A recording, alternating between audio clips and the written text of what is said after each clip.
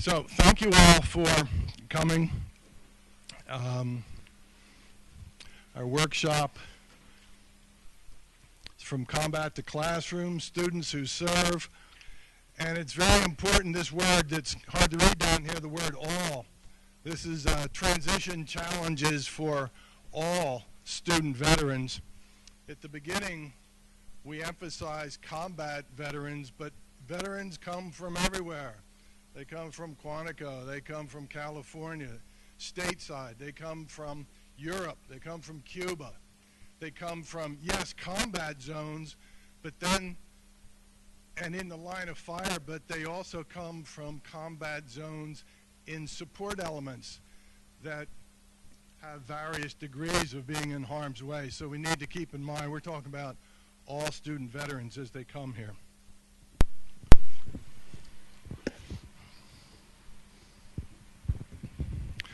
The first thing I'd like to do also is thank the people that are making this whole week available to us.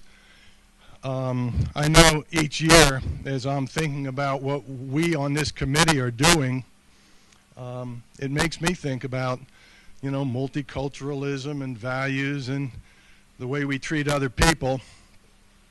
So I'd like to appreciate the four co-chairs of this week: Dr. Judy Van Wyk, Associate Psychology; Melvin Wade, the Director of the Multicultural Student Services; Dr. Paul Bueno de Mesquita, Professor of Psychology; and Dr. Mei Li Ku, Assistant Director of the Multicultural Center. So what we're going to be trying to do today is just implement some of the concepts of basically diversity, which, yes, is saying, yes, we're all different, cultures are different, people are different, genders are different, et cetera, but also to embrace the idea that we want to understand them and to accept them, and that's those two arrows there are the key. Understanding breeds accepting, accepting breeds some level of valuing, and valuing moves to inclusion. So that's kind of what we're trying to do. And basically, the whole concept of multiculturalism is that a society is enriched, as we all know, by inclusion. And it diminishes itself when we exercise the option of exclusion. Okay, but the military is a culture. Absolutely. Shared rituals, these define cultures. You know, group-held values, systems of law, common language. I mean, we've all seen them. The group-held values of teamwork and serving. Teamwork becomes particularly important in a combat zone. System of law. Oh, by the way, I'm a Vietnam vet. I was a proud naval officer and the swift boat skipper like John Kerry in Vietnam. And when you're in your uniform, you're living by a code of law called the Uniform Code of Military Justice. Those of you who saw the Tom Cruise and Demi Moore and Jack Nicholson movie down in Gitmo, I mean, that whole movie was about the Uniform Code of Military Justice. And then common language. Now, some of the language in the military we're aware of. We all know AWOL, absent without leave. SOP, anybody? Yes, standard operating procedure. Military guy? Yes.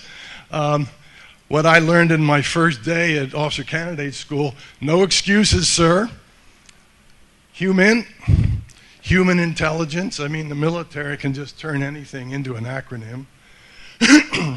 And then Humvee, now that's just a part of our culture now, but I used to think it was human vehicle. It's not. Guess what? High mobility, multi-purpose wheeled vehicle. And man, my spell check didn't want to let that one go on me. But so we are a culture. Our goals today are going to include just understanding the military as a culture, and then apply these ideals of diversity and multiculturalism, and then talk about the many issues involved in the transition from the military, and again, I'm emphasizing excuse me, the various venues, whether it be combat or stateside, there's a big difference in that culture. Transitioning from the military culture to civilian, and particularly higher education, which is its own kind of culture. So in this process of transitioning, and again, there's going to be 13 slides that we're going to run through. It's going to take about 1 minute and 10 seconds. And if we can just silently look at them, and it's going to emphasize just the combat. But those of you who saw Herntlocker understand the impact of a combat experience on individuals. Like the EOD guy, when he's home, I mean, he can do the most dangerous of jobs perfectly, and yet when he was trying to pick cereal from a Stop and Shop row, 20 feet long, he couldn't do it. And it really just kind of rattled his head. So,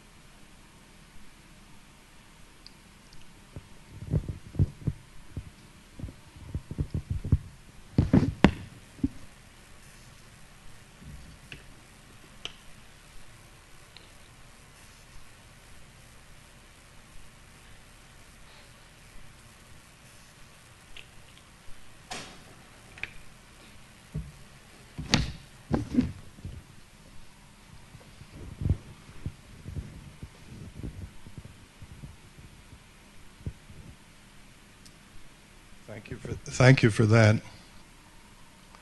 Okay, we're going to move on now to the panel section of this workshop. I'd like to introduce the panel. Actually, I think you guys could probably come up here now because I think we're done. We had an issue. These slides go all the way down, and this panel, the questions are going to be higher, so they're not going to block. Also, please be aware that in the past, we've done this, I think, 3 years. What has enriched this workshop has been the attendee participation. So please feel free to raise your hand or just throw something out because we do value and encourage your input. We're going to start off with a question for you folks, though. I'm sure that some of you have friends or relatives with military experience, currently or previous. Could you share some of those with us? Thank you. My cousin, hi everyone. My cousin, First Lieutenant Michael Lopez, is in the Massachusetts National Guard, and he is currently deployed over in Afghanistan, and he is providing security for a provincial reconstruction team. First tour. Anybody else? Thank you. Yeah, I was in the Marines with 2nd Battalion, 6th Marines, and I got a brother who is currently in Camp Leatherneck in Helmand Province, Afghanistan. Thank you for your service. Hey, my name's Skyler. I'm in the Rhode Island Army National Guard right now. My cousin is also, he's in Afghanistan right now, and I'll be going to Afghanistan in about 9 months. Good luck to you.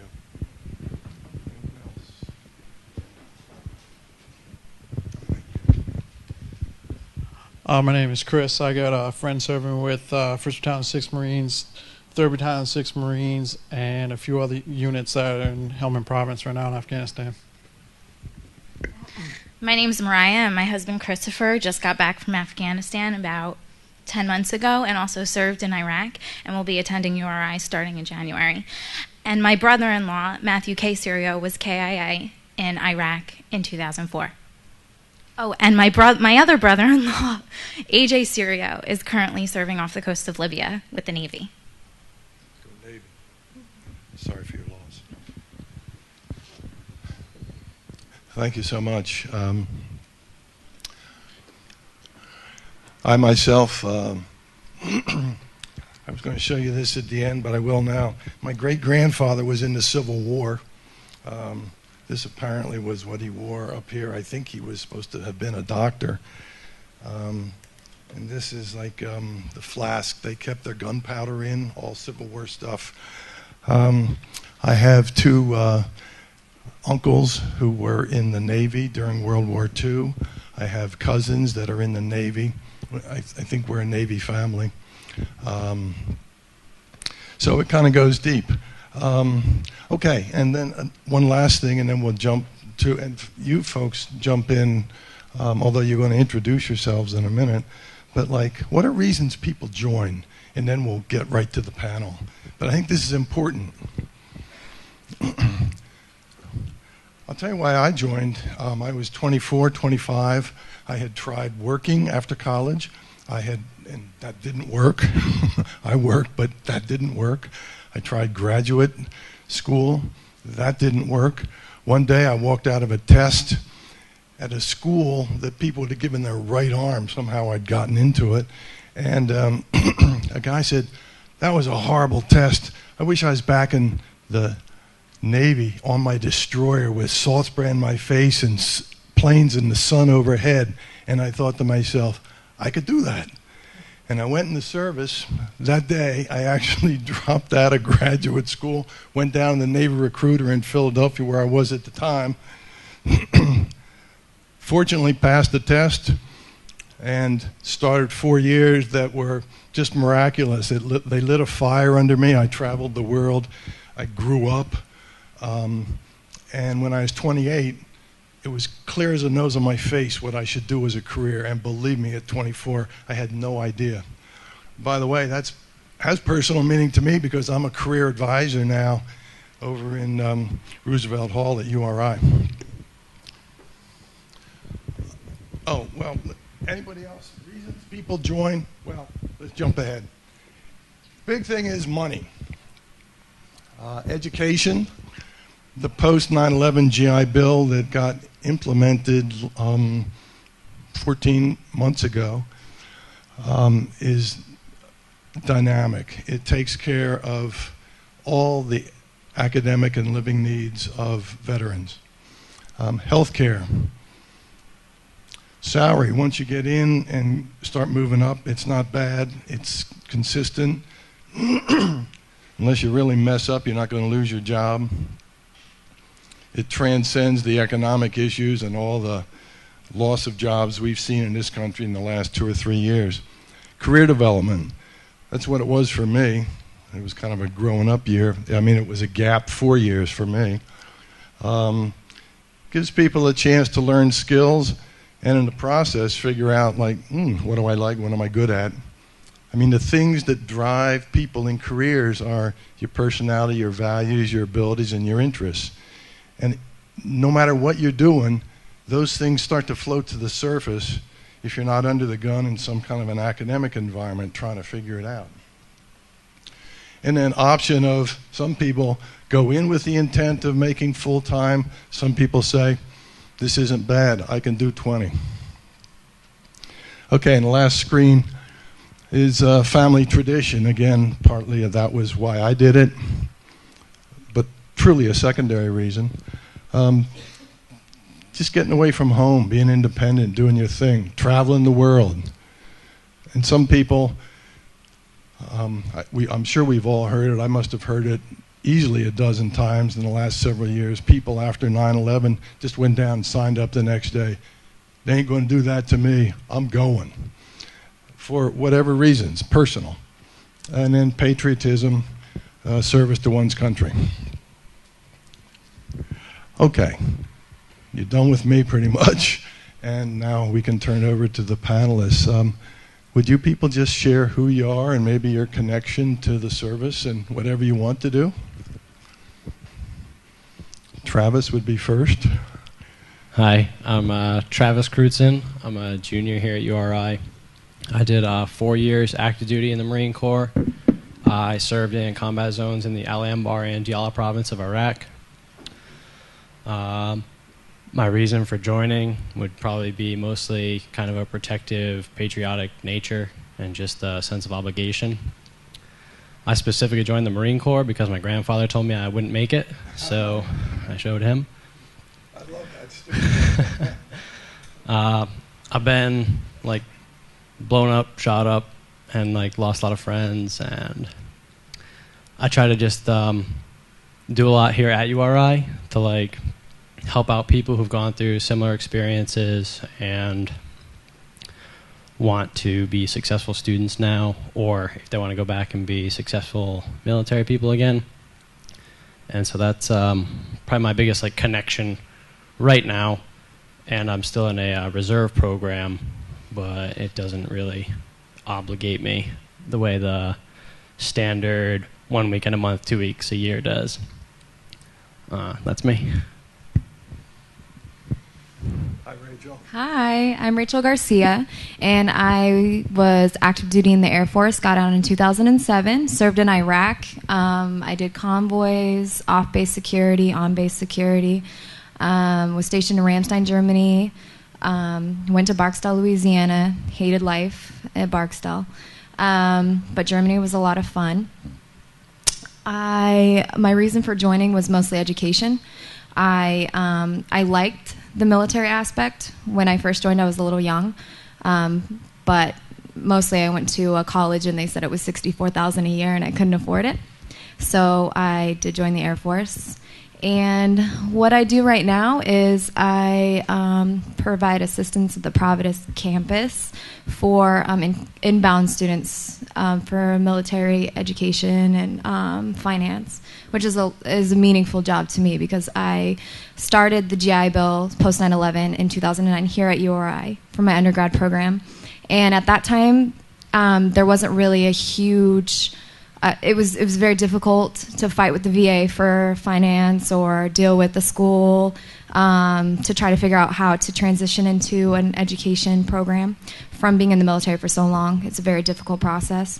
And it's meaningful to me now because I've been there and I've done that, and I like to help the new students coming in because I have a commonality with them. So that's what I do now. Thank you. My name is Nadia Daniel. I'm in the Army National Guard. I joined like 3 years ago when I was 20. I've been to Guantanamo Bay, Cuba.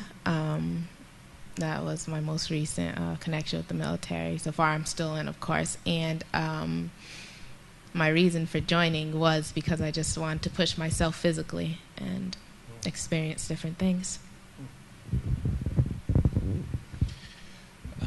My name is Jeff Johnson, and I work here at the University of Rhode Island. I am not a veteran, but I'm pretty proud to sit here and say that I've helped each one of these individuals transition into the University of Rhode Island, as I am generally the first point of contact for new veterans coming to the university. I'm based off the Providence campus. I do work here on the main campus as well, and I think what these three people have to share with you today is kind of an idea of what that transition has been like for them from start to this point, and actually very proud to say that all three of them are currently working with all of our incoming veterans now. Thank you. Okay, a discussion point focusing on the panelists, but please join us. But what might be a difficult hurdle facing veterans transitioning, again, from those various venues that I've already described? Like what aspect of a veteran's life might be particularly affected?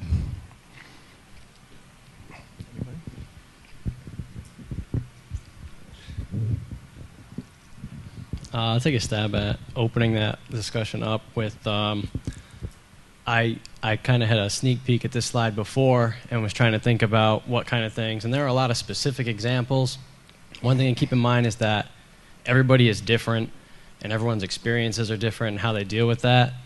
But I think what it all boils down to is the way you're able to maintain or to create new relationships, whether that be your friends back home, your parents, your significant other, or students who you are in school with, your boss, whatever. people who have trouble with their job, it's usually not because they can't do their job, but maybe they can't handle the people at their job. So I think the biggest aspect of that is just the way you interact with people, which is kind of why this becomes so important, because it's not always just the part of the veteran who is having the difficulty as much as that somebody else might not be understanding them.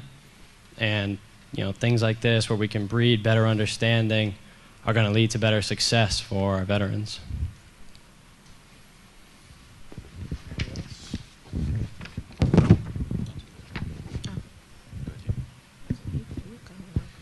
In my position, because I am privy to speak with many of the veterans while they're still stationed all around the world, there's a lot that goes into the transitioning process, and it's something simple. I think when we first started this presentation, we really wanted to make other students aware of the veterans that were coming on our campus, and just the feeling that they get from walking around campus and when students interact that don't know they're veterans. They've gone through a lot to get here. And when you're on a traditional campus, I've been on a number of college campuses. Obviously the Providence campus is a little bit smaller, is more geared for adults. When I say adults, most of our students are at least 21, 22 years old at least, even though I know many of our Kingston students visit there. But what happens is, they see so many people in an environment, and the college campus is no different than our society. It's just a microcosm of it. But they see so many people on our campus and in our society who take for granted the opportunities they have. And for many of them, once they come back, they're going through this process very, very quickly. Many of you in this room, you chose to come to University of Rhode Island. You probably knew at least a year ahead of time you were coming to the University of Rhode Island. Many of our veterans don't know until the day they get back that they're actually going to be able to get into the University of Rhode Island and then begin taking classes and sit with you in the same classrooms and compete with you with the same instructors and so forth. So I think there's a lot of hurdles. There's a lot that goes into transitioning. I think that's a big word to be discussed, because there's a lot that goes into that process for a returning vet to come back, get established, reattach with their family and friends, get back into their social lives, get registered for classes, begin taking college courses, and move through this process that you all know is an extreme process, particularly your very first semester. So I think that word transitioning is really what started our office, and that was to try to help alleviate any big hurdles for veterans coming back to the University of Rhode Island. So just a kind word sometimes, or some of the discussions you have in your classrooms and so forth, are things that really encourage our veterans to continue and push through the process. Transitions are difficult for anyone. I've known college freshmen right here that I've talked with that had a real difficulty leaving their home for whatever reasons, if it was roommate issues or separation anxiety from people at home, the difficulties of adjusting to a campus. We've all had transitions that we lived through. Moving. I just was reading a book where somebody, no, it was actually some woman had moved 7 times in 12 years. So we all are pretty good. I'm wondering if, and again, I don't want to push, but you gentlemen who have been there, done that, is there any thought you have about returning?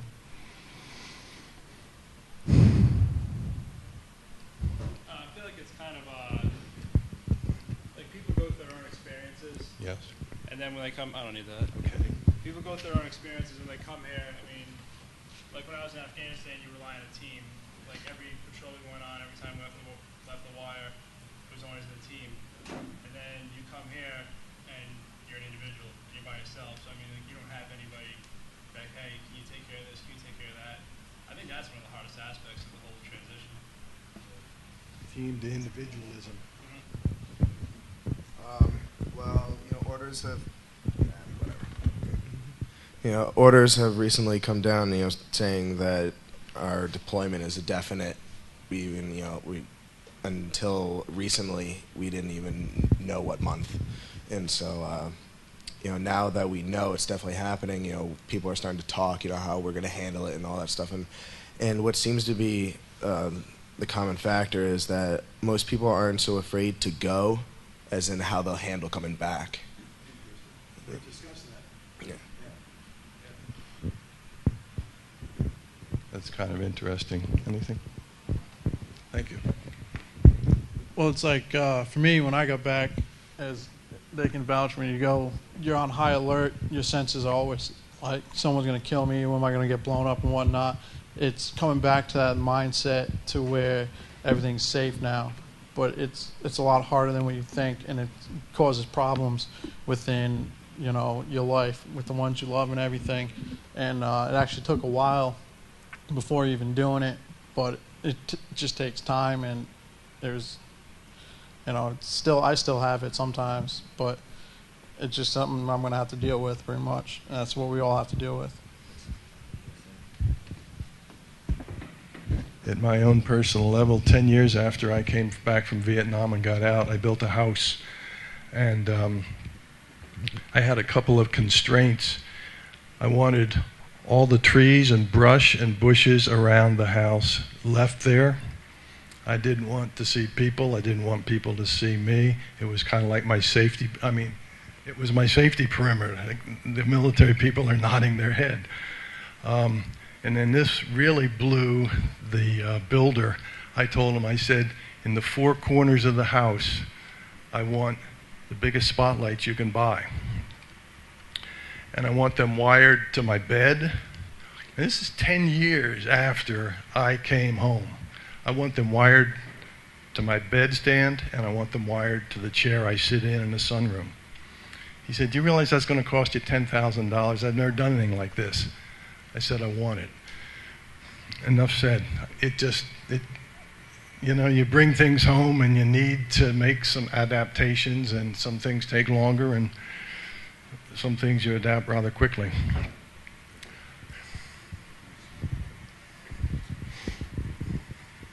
Daniel, Yep. There was one thing. Yeah. What I think what we need also and what I'd like to see come from this is an idea of what the university could do in preparation for your deployments to prepare for your return. We need ideas. We need to make sure we have the very best services and things and tools available to you guys. So when you do leave, you're prepared. Academically, we're doing the correct thing, I believe, already. But that the university is aware of your scenarios and your situations. They're very individual. But without those voices, with Travis being the president of our VSA, without that organization, we really don't know what we can do. Are there things that the university could be doing better to service you guys before you leave and upon your return?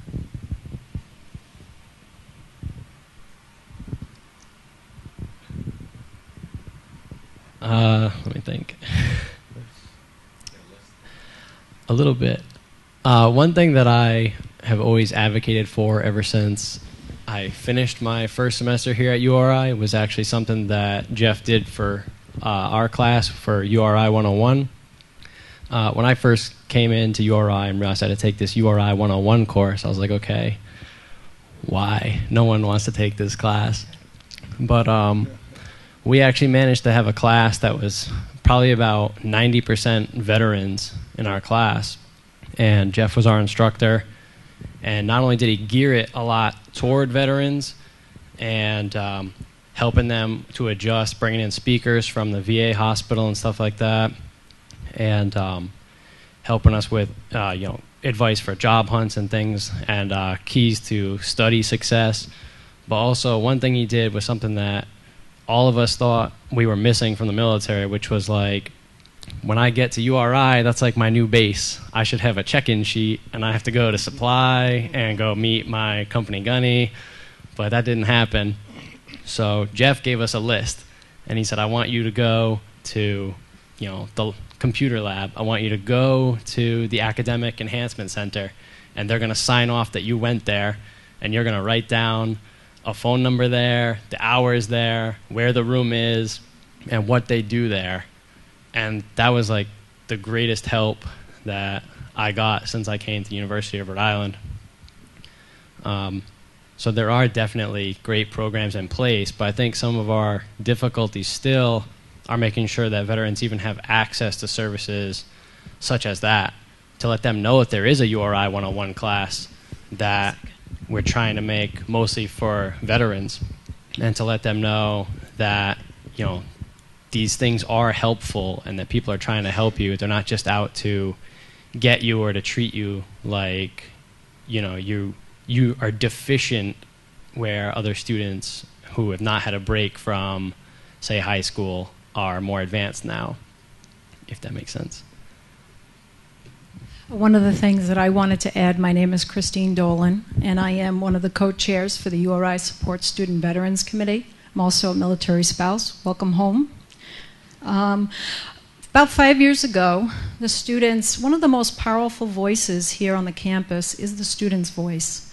And 5 years ago, we had some veterans who were on campus, and sir, you talked about teams and you talked about working together. And they got together and they went into the Dean's office for student services, and they said, we have some needs and you guys are not meeting them. So 5 years ago, they started a committee.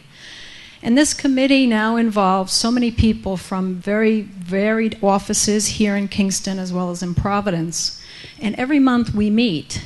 And while we here at the university are trying to look at our processes and how we do things, the most prominent voice in that committee is the student's voice. And we invite you as students to come in and to sit and listen to some of the conversations that we're having, because we want you to have your team here. Not only do we have a student group, but we have an official committee for the university that carries your voice. So do me a favor, when you say you feel alone, or when you say you know I'm an individual, the truth is you can form your own team, a team that supports each other. And that's what we want for you. Okay?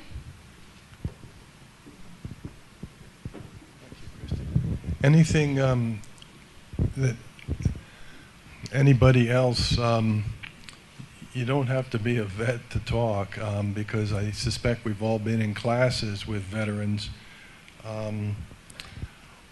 or, geez, even, I mean, I was a high school counselor at one point. I remember the students that came in from another town in the middle of the year. Transitions are difficult, so we've all seen people go through them. We've all done them. I'd appreciate any input that you people have that would help us to help vets as they're coming in from various venues.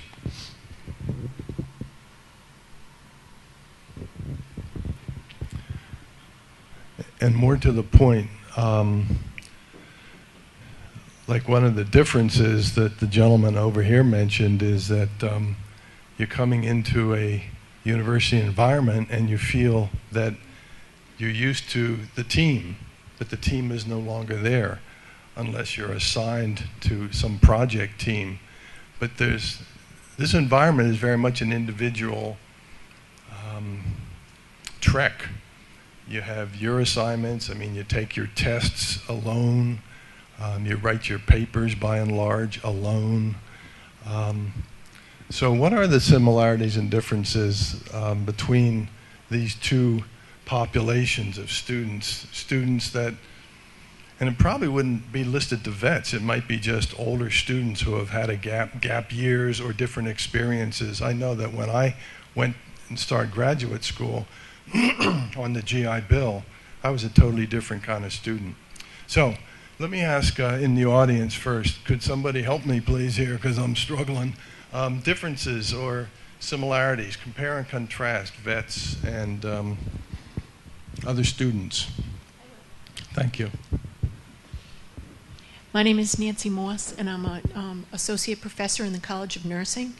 And I find that our veterans that come to the nursing program are usually a little bit older, and they are more worldly, and their natural leadership skills really enhance the classroom.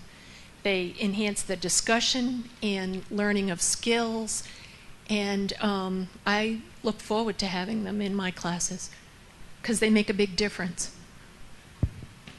Thank you. Anyone else?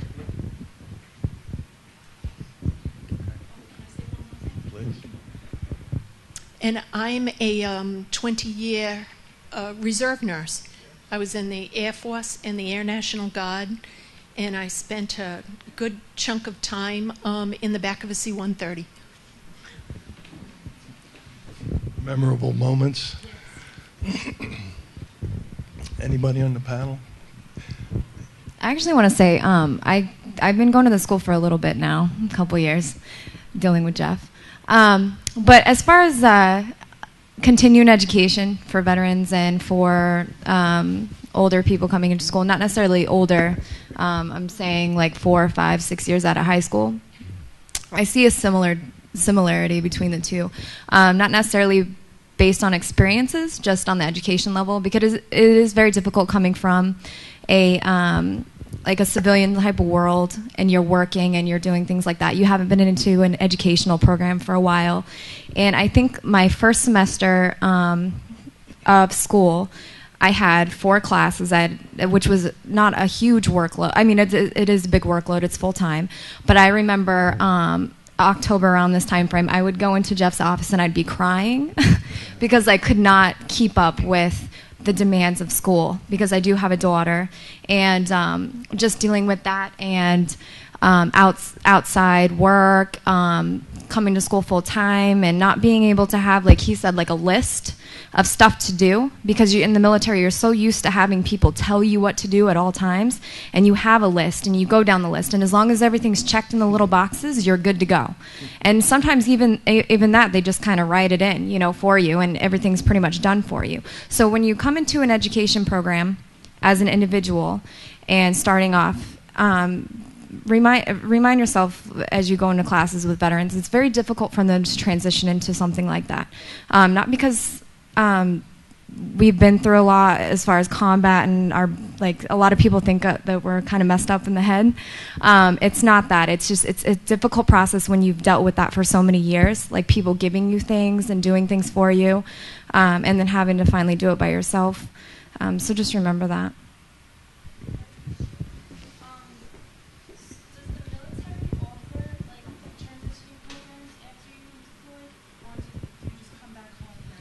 Oh, could you repeat the question? Yeah. Does the military offer transition programs for after you come back from deployment? When I came back from deployment, there was a transition program, and it was mostly post-traumatic stress disorder was very unique at the time. It was just kind of forming as far as people understanding what it was. I mean, it's been around for a really long time, but when I came back, there was a week-long process of kind of transitioning back into civilian life, i.e. with family. If you are away for 13 months and you have a spouse or a child at home, trying to come back to that child is kind of difficult, especially if they're young. And because they don't necessarily forget you, but you're not around them to you can't talk to them every day. Spouses are very difficult to kind of transition back into, because a lot of times they don't understand what you went through. So you do have, the military does offer programs like that. And like I said, I did like a week-long thing where you sit in class and you kind of go over, if you're feeling this way, make sure you get help. There are counselors, there are psychiatrists and stuff like that. So yes, they do. It's still very difficult to transition outside of that. Thank you for your question. Other questions? I can remember. For me, for my personal experience with this differences between being a civilian and military, I was at the University of Rhode Island on the Kingston campus 2 years before I entered the military. And when I was here, it was so much different, because I was not really thinking about anything else but really myself, and I want to party, I want to do this and that. And like my first semester, I like bombed it, because I just was like, I'm here, I'm on campus, I'm doing my own thing. And then I joined the military, and after I deployed, and you get the benefits for deploying, and now they're paying for your education, but if you don't pass your classes, then you have to pay that money back. So now it's in my mind like, hey, it's that playtime is over, now it's more serious. Of course, you've had different experiences, of course, and so you mature, but it's just like, okay, I'm here to do work. I'm not here to play anymore, and I want to get this done, and I want to get out. I don't want to pay them their money back because now it's free for me. So, well, I mean, in a sense, it's free. I made a sacrifice in order to get it, but I mean, they are paying for it, and I don't want to pay them back. So there is a difference between the, I guess, the easygoing nature of not having experienced, I guess, the military when you're a student versus coming back from being in the military and then trying to get back into school. Thank you.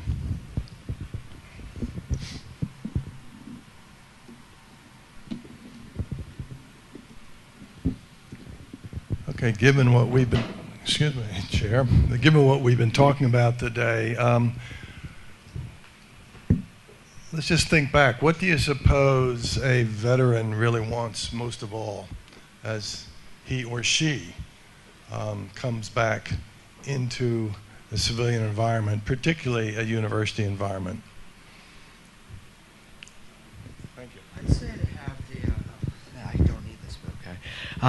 I would say veterans would most likely want someone just to understand, the fellow student body to understand, especially if they've gone through such a traumatic experience as combat, and to understand, you know, maybe not limitations, but,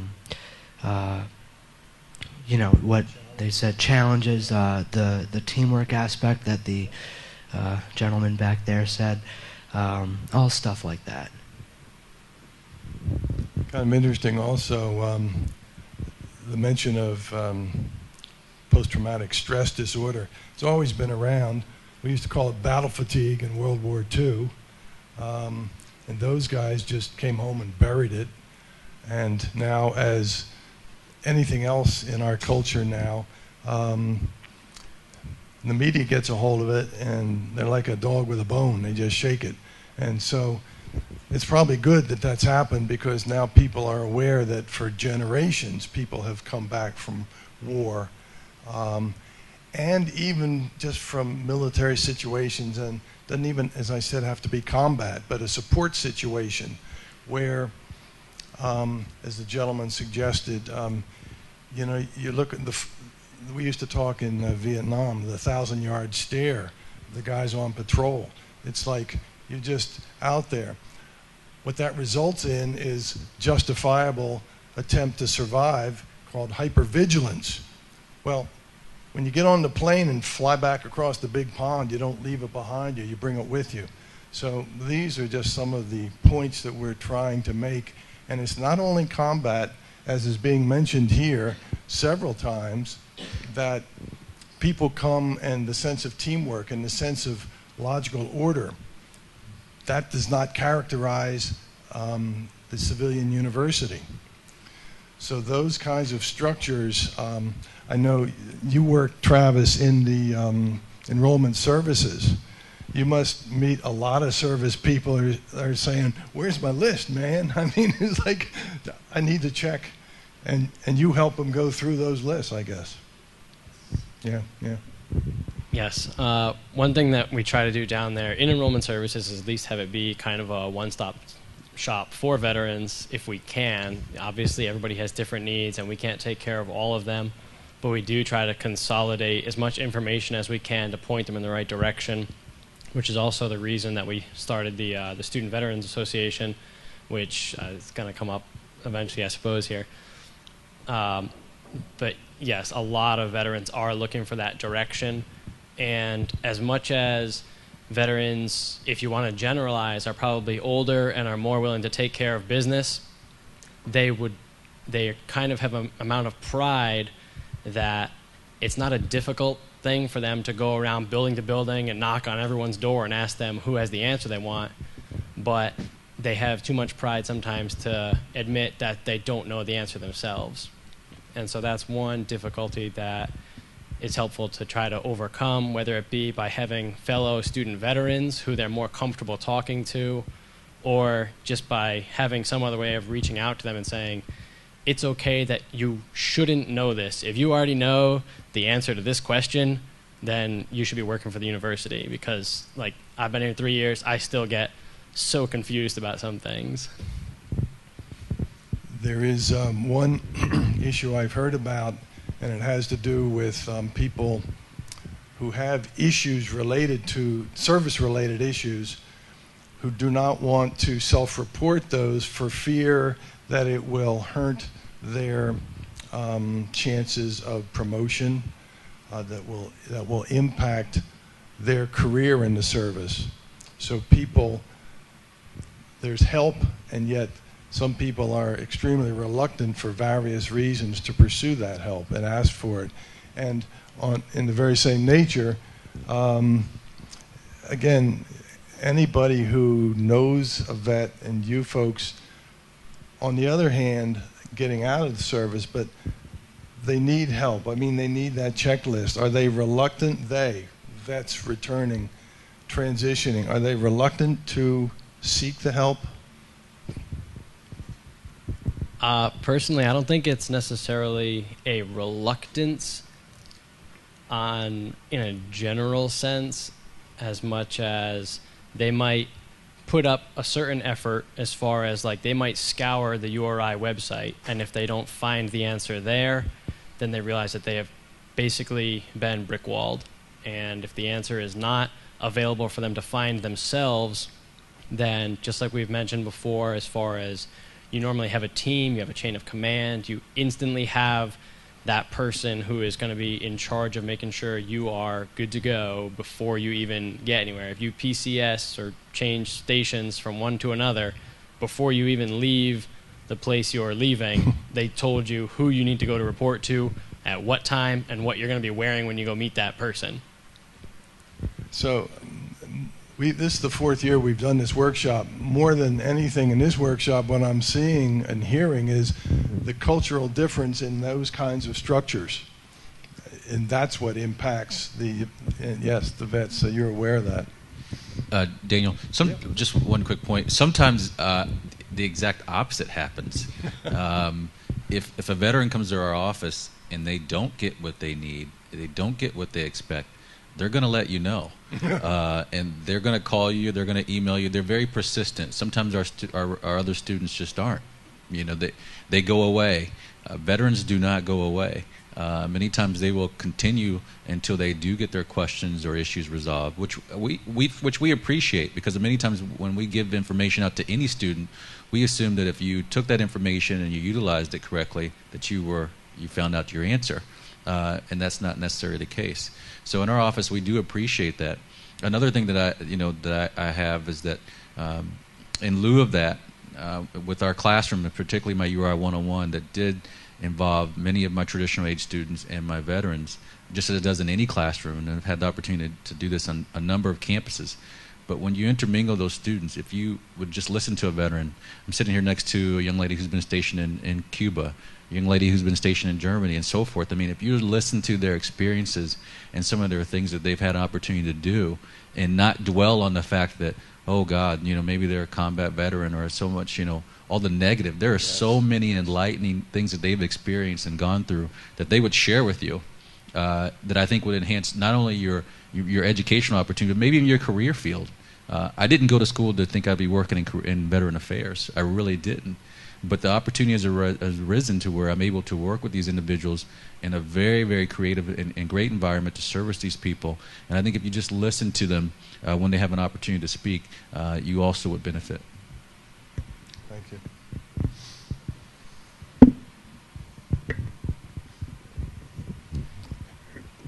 Okay, so this is pretty much what Christine Dolan told us about, URI Veteran Student Association.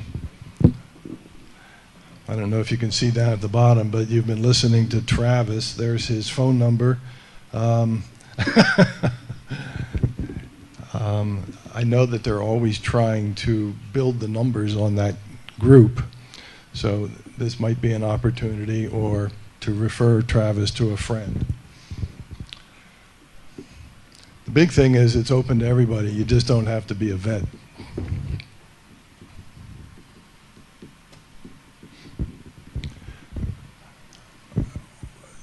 Because this is the 10th year since 9/11, across the country, is it how many alt states now? Is it 48 out of the 50 states have a representative, at least one representative in the state that's going to honor veterans who have given all in since 9/11. It's going to be this year in, I think, Swan Hall. It's going to be nearly a 10 or 12-hour event to just honor the service of people who have given in the global war of terrorism. So Swan Hall, it starts, I think, at 8 or 9. This woman does everything. God bless her. The event is going to start at 9 a.m. over in Swan Hall. It is a day that the university is not in session, but that doesn't matter. We've figured it out that it'll probably end at 8 o'clock at night. All of the universities, at least one university or college around the country, is going to have a moment of silence. For us, that time frame is 2 p.m., so we will not only read all, unfortunately, 6,254 names as of September 23rd, but we will have that moment of silence and just continue to read names all day long. So we invite you to join us, come in. We're looking for readers. We're looking for volunteers. We're looking for folks to be there. And we will be getting a lot of information out about this.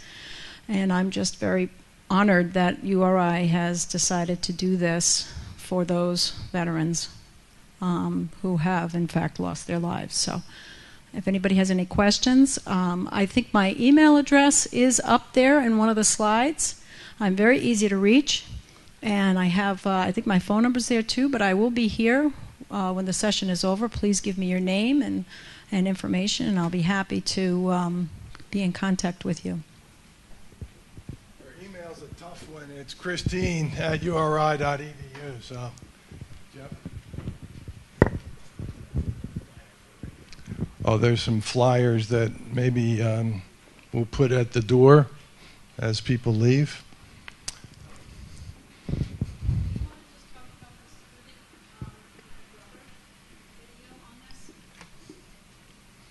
Oh, yeah, these also are there as just kind of a bibliography. It's got books, DVDs, and websites. Last year, a URI student named Anna Vacarro, I guess she's a graduate student now, but her brother was, I mean, when you were saying in a convoy, I guess you were talking about a convoy. He was in a convoy, and there was an IED explosion, and he had traumatic brain injury. If you go at the URI website to the search engine and just put, you could do anything, Anna Vacarro, and her name is right here, My Brother's Story. It's a documentary. It's about 10 minutes long. It's very touching. I mean, this university was deeply touched because Professor Vacarro is a double E, Dr. Vacarro is a double E professor. And I don't know, have an update on Robert, but the story, well, says it all. Yes? My boyfriend's older sister, Amy Fraley. Robert was actually just married a couple weeks ago. It was beautiful. It was really nice. Yeah, he married my boyfriend's older sister. It was really beautiful. I've gotten to hear a lot about his story, and it's amazing how far he's come since then.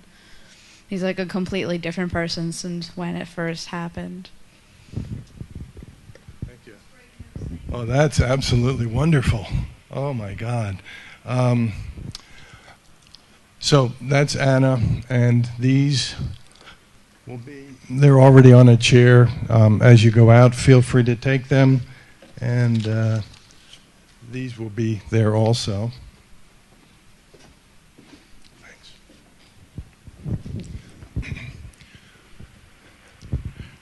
I think we might have one or two more slides, but they're not as important as what I'm going to ask right now. Everybody came here for a reason. It might be just to get credit for a course, so God bless you for that. Or you might have had some need or something that drove you here, something you wanted to learn or something you wanted to give.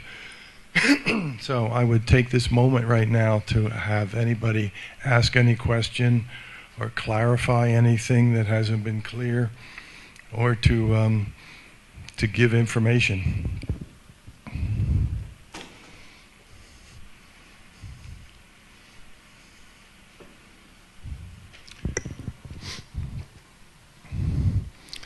Okay. There's some really good DVDs that I'm surprised that people haven't seen. How many people have seen Tommy Lee Jones in the Valley of Elah? Wow. It's about 2 years old. I think Tommy Lee Jones was ethically committed to doing the role he played, and it gives a magnificent overview of PTSD and what can happen when people come back from an overseas combat zone.